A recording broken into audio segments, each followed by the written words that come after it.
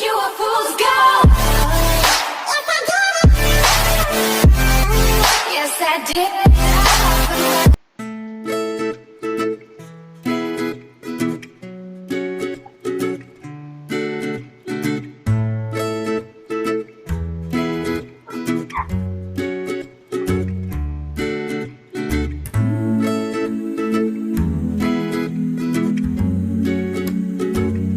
Assalamualaikum. Apa kabar sahabat Azifara? Berjumpa kembali dengan Azifara di channel Kak Ari.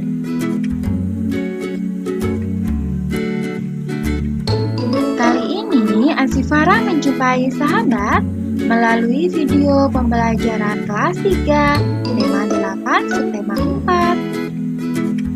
Simak penjelasan Azifara ya sahabat.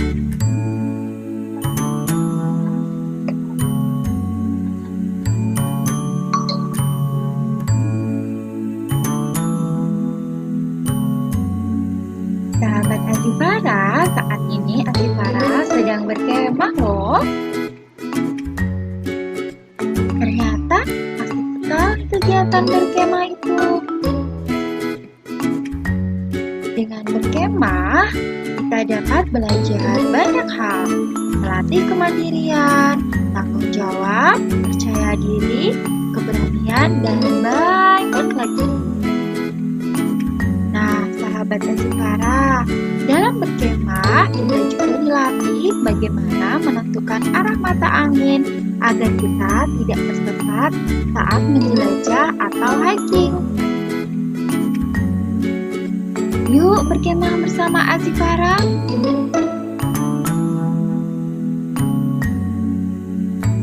Sahabat Azifara, kenalin nih teman-teman camping Azifara.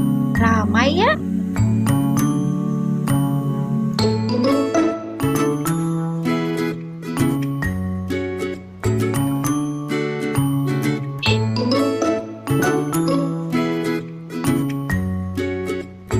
Sebagaimana telah Azifara sampaikan tadi, bahwa dalam berkemah kita juga diajarkan bagaimana menentukan arah mata angin. Arah mata angin adalah panduan untuk menemukan atau menentukan arah. Arah mata angin dapat digunakan pada peta atau denah. Dengan arah mata angin tersebutlah kita dapat dengan mudah menemukan tempat pada peta atau denah dengan petunjuk arah mata angin. Untuk mengetahui arah mata angin, kita dapat menggunakan bayangan atau kompas. Arah mata angin ada 8, yakni timur, tenggara, selatan, barat daya, barat, barat laut, utara, dan timur laut.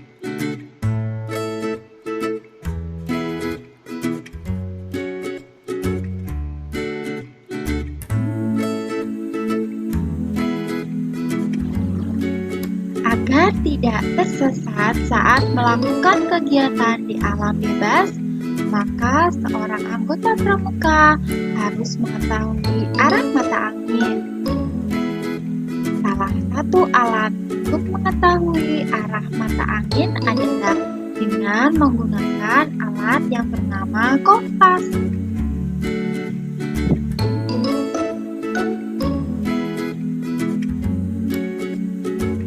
Dengan kompas, anggota pramuka dapat menentukan arah yang akan dituju. Selain dengan menggunakan kompas, ada cara sederhana lainnya yang dapat dipergunakan untuk menentukan arah, yaitu dengan menggunakan arah terbit dan tenggelamnya matahari. Arah mata angin merupakan kelengkapan dari denah atau peta. Dengan denah, tidak hanya menunjukkan lokasi di luar ruangan, tetapi juga digunakan untuk menunjukkan benda yang ada di dalam ruangan.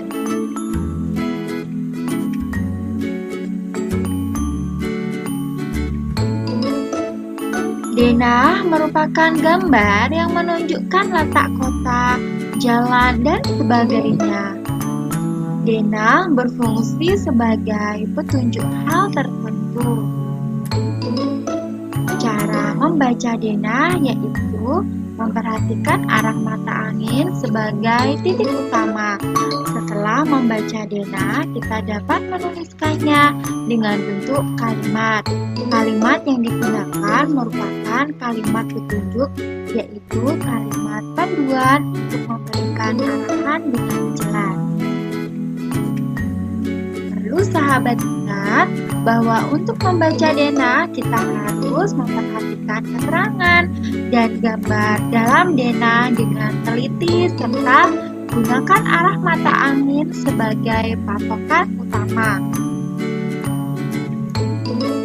Untuk lebih jelasnya, yuk kita simak bersama bagaimana cara membaca denah berikut ini.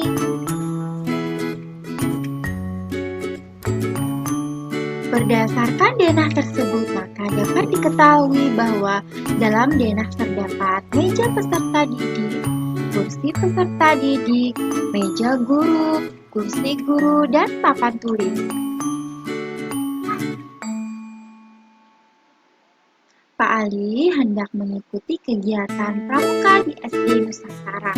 Berdasarkan denah dan petunjuk mata angin, yuk kita bantu Pak Ali menuju ke SD Nusantara.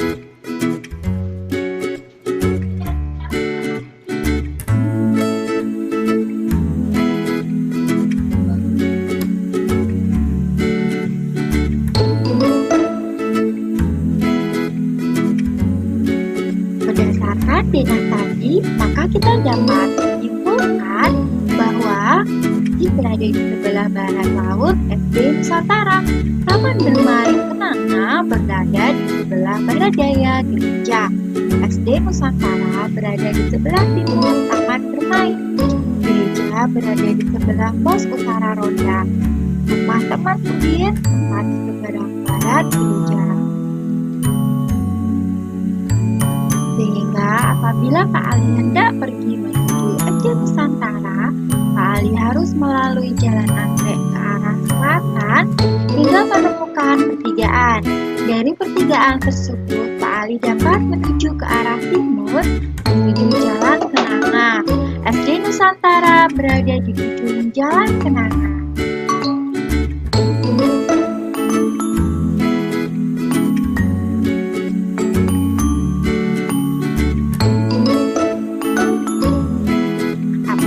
Sahabat tahu apa yang dimaksud dengan maket? Maket adalah model atau miniatur dari suatu benda atau wilayah. Contohnya seperti ini ya sahabat.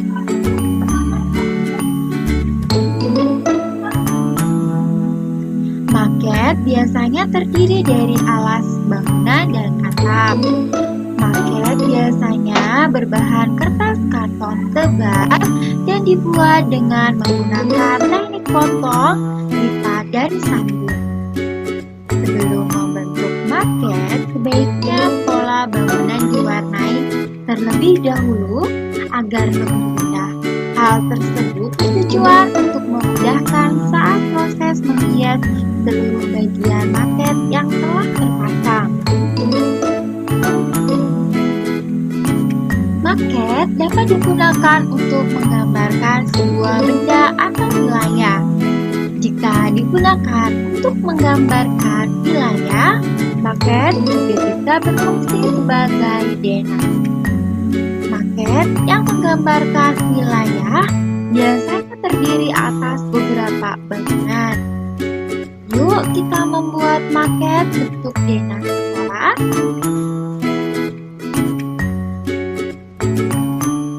Mari berkarya membuat rumah-rumahan. Gunting dan tempelkan gambar sehingga membentuk sebuah rumah. Guntinglah gambar berikut, lipat bagian yang diberi tanda garis putus-putus, lem dan tempelkan kertas tersebut sehingga membentuk rumah. Maket paket bentuk denah sekolah. Contohnya seperti ini ya sahabat.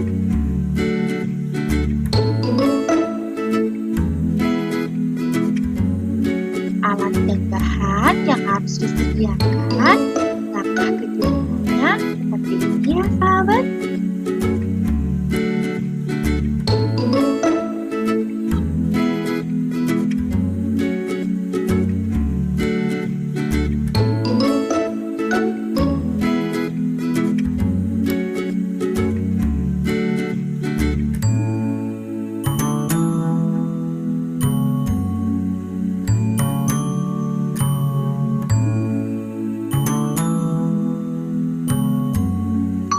Nah, sahabat, masih ingat kan apa dasar negara Indonesia? Ya, betul sekali. Dasar Negara Kesatuan Republik Indonesia adalah Pancasila. Pancasila sebagai dasar negara agama dalam kehidupan berbangsa dan bernegara, seluruh rakyat Indonesia berpedoman pada Pancasila. Oleh karena itu, Pancasila harus diterapkan dalam kehidupan sehari-hari.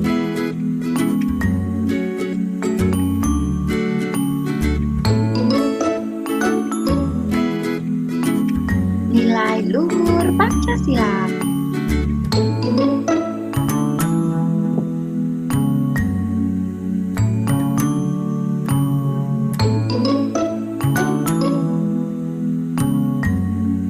Nilai luhur sila pertama, setiap warga negara Indonesia memiliki keyakinan, iman, serta takwa terhadap Tuhan Yang Maha Esa sesuai dengan kepercayaan atau agama yang dianut.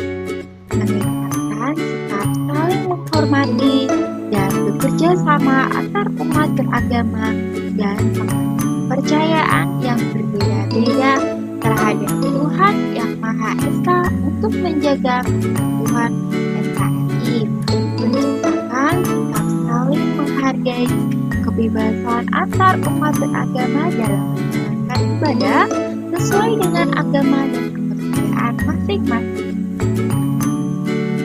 Tidak memaksa orang lain untuk memeluk ataupun meyakini suatu agama dan kepercayaan terhadap Tuhan Yang Maha Esa.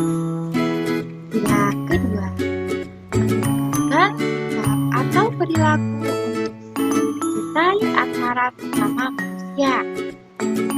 Meningkatkan sikap adil dan tidak semena-mena terhadap orang lain yang memicu pelanggaran hak warga negara. Memberi pengakuan serta mempertahankan kedudukan setiap warga negara bahwa mereka memiliki harkat maupun martabat yang sama sebagai makhluk ciptaan Tuhan Yang Maha Esa. Menjunjung tinggi nilai-nilai kemanusiaan dengan cara gemar melaksanakan kegiatan kemanusiaan. Sila ketiga, menciptakan rasa nasionalisme dan cinta kepada tanah air dan bangsa. Menjaga ketertiban dunia berdasarkan pada perdamaian abadi serta keadilan sosial. Menciptakan serta meningkatkan persatuan bangsa Indonesia yang berdasar pada semboyan Bhinneka Tunggal Ika. Meningkatkan perasaan bangga dalam berkebangsaan dan bertanah air Indonesia. Mengutamakan adanya musyawarah saat mengambil sebuah keputusan demi kepentingan bersama. Memiliki sebuah itikat baik dan rasa tanggung jawab untuk menerima serta melaksanakan hasil keputusan dalam musyawarah. Menghargai serta menjunjung tinggi setiap keputusan yang diperoleh dalam hasil musyawarah. Mengutamakan kepentingan bersama di atas segala kepentingan pribadi maupun golongan. Sila kelima, menghargai hak orang lain, menghargai hasil karya orang lain yang mempunyai manfaat untuk kemajuan dan kesejahteraan bersama. Meningkatkan perilaku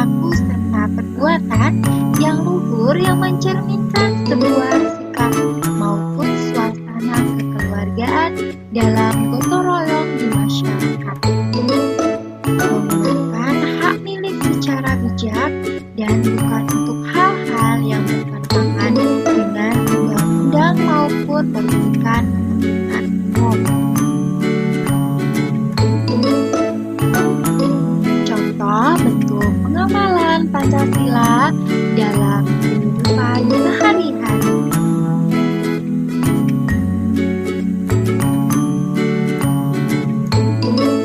Yang pertama, mengembangkan sikap saling menghormati kebebasan menjalankan ibadah sesuai dengan agama dan kepercayaannya masing-masing.